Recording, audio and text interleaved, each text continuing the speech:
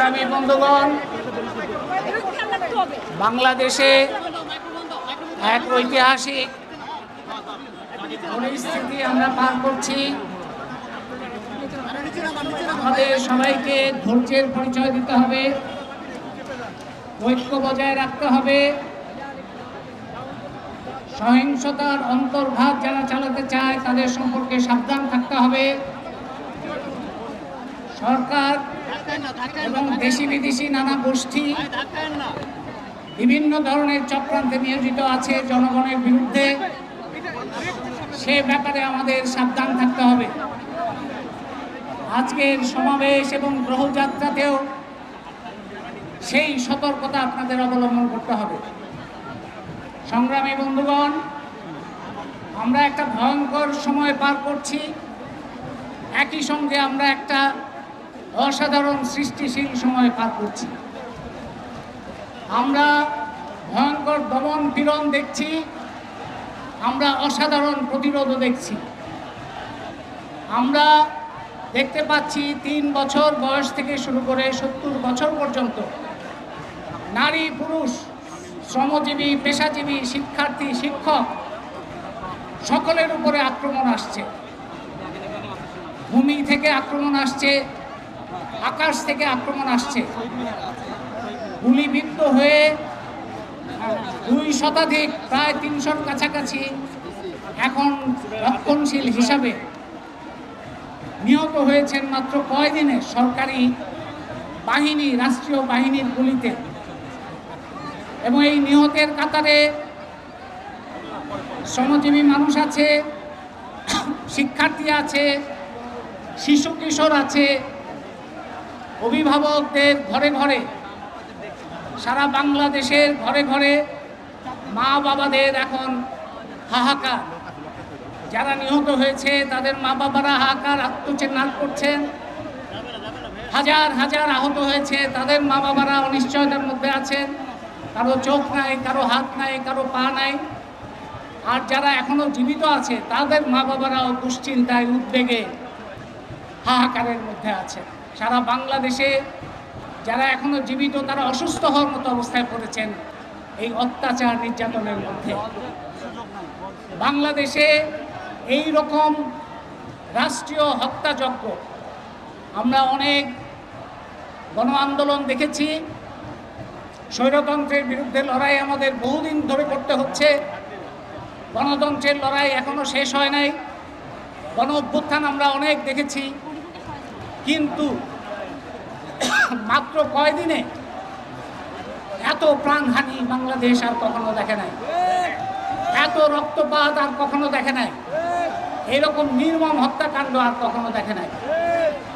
এই ভয়ঙ্কর পর্ব যখন চলছে, সরকার হয়তো ভেবেছিল এরকম আক্রমণ চালালে সব প্রতিবাদ বন্ধ হয়ে যাবে। হয় নাই।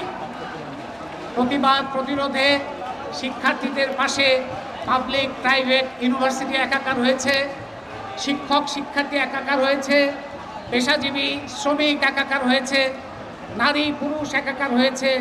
সারা বাংলাদেশের সকল পর্যায়ের মানুষ এখন একটা মুক্ত বাংলাদেশের জন্য লড়াই করছে। এই মুক্ত বাংলাদেশের লড়াই আমাদের এগিয়ে নিতে ঐক্য বজায় রাখতে হবে, সংহতি বজায় রাখতে হবে। আর সবচাইতে গুরুত্বপূর্ণ হচ্ছে মুক্তিযুদ্ধকে দখলদারদের হাত থেকে মুক্ত করতে হবে। মুক্তিযুদ্ধকে পুনরুদ্ধার করতে হবে।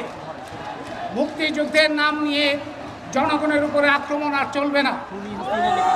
বাংলাদেশে যারা খুনি, যারা লুটেরা, যারা ফ্যাসিবাদ, তারা মুক্তিযুদ্ধের চেতনা বিরোধী। বর্তমান সরকার মুক্তিযুদ্ধের যত ক্ষতি করেছে আর কোন সরকার এত ক্ষতি করতে পারে নাই। সেই মুক্তিযুদ্ধকে জনগণের হাতে ফেরত নিয়ে আসতে হবে।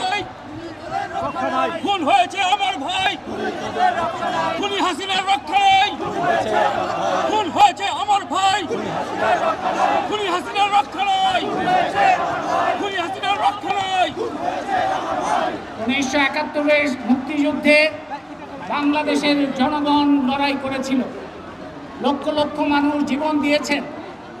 সেই মুক্তিযুদ্ধকে ঢাল হিসেবে ব্যবহার করে দেশের সম্পদ লুট হবে, দেশের মানুষের উপরে হত্যাকাণ্ড চলবে, জুলাই হত্যাকাণ্ডের মতো ভয়াবহ ঘটনা ঘটবে, সেটা আমরা কোনো মতেই গ্রহণ করতে পারি না।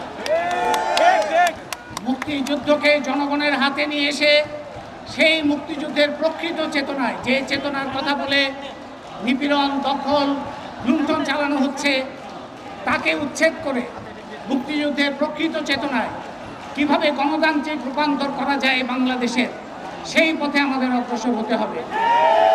এই সরকারের কাছে আমাদের চাওয়া পাওয়ার কিছু নাই, তাদের বিচার করার বিষয় আছে, অনেক বিচার জমে গেছে, সেই বিচার করতে হবে। যারা গ্রেপ্তার হয়ে আছে তাদেরকে মুক্তি দিতে হবে, যারা আটক আছে, যারা ধরপাকড়, হামলা মামলা বন্ধ করতে হবে, জুলাই হত্যাকাণ্ডের বিচার করতে হবে এবং এই সব কারফিউ প্রত্যাহার এবং এই ধরনের সমস্ত ধরনের নিপীড়ন, নির্যাতন এগুলো বন্ধ করতে হবে এবং সেগুলো করার জন্যই বাংলাদেশের এই সরকারের পদত্যাগ করতে হবে। পদত্যাগ বললেই হবে না, পদত্যাগ বললেই হবে না। মুক্তিযুদ্ধকে যেমন জনগণের হাতে নিয়ে আসতে হবে, এই দেশকেও জনগণের হাতে নিয়ে আসতে হবে। সেই জন্য গণতান্ত্রিক রূপান্তর কিভাবে হবে সেই আলোচনাই হবে এখনকার প্রধান এজেন্ডা, প্রধান আলোচ্য বিষয়। গণতান্ত্রিক রূপান্তর কিভাবে হবে, দেশে যারা আন্দোলন করছেন, শিক্ষার্থী, শিক্ষক, পেশাজীবী, শ্রমজীবী, শ্রমিক সংগঠন, নারী সংগঠন, সকলের সম্মিলিতভাবে এই রূপান্তরের পথে কাজ করতে হবে, অবদান রাখতে হবে। সেই কাজে সকলের সম্মিলিত উদ্যোগ আহ্বান করে, সকলের সাধ্যমতো ঐক্য সংহতি বজায় রেখে, সকল অন্তর্ঘাত পরাজিত করে এই যাত্রা, শক্তিশালী যাত্রায় অপ্রতিরোধ্য জায়গায় নিয়ে যেতে হবে। কারণ আমাদের ইতিহাস সরকারকে মনে রাখতে হবে, আমাদেরও মনে রাখতে হবে। আমাদের ইতিহাস শুধু মার খাওয়ার ইতিহাস নয়, আমাদের ইতিহাস প্রতিরোধেরও ইতিহাস, আমাদের ইতিহাস নতুন নির্মাণের ইতিহাস। সেই ইতিহাস নির্মাণে আমরা সবাই সম্মিলিতভাবে ভূমিকা পালন করব, এই প্রত্যাশা রেখে যারা প্রাণ দিয়েছেন, যারা জখম হয়ে জুলুমের মধ্যে পড়ে আজকে বিভিন্ন জায়গায় চিকিৎসাধীন আছেন, তাদের প্রতি আমাদের দায়, তাদের প্রতি আমাদের ভালোবাসা, তাদের প্রতি আমাদের অঙ্গীকার, এই বাংলাদেশকে অবশ্যই মুক্ত করতে হবে।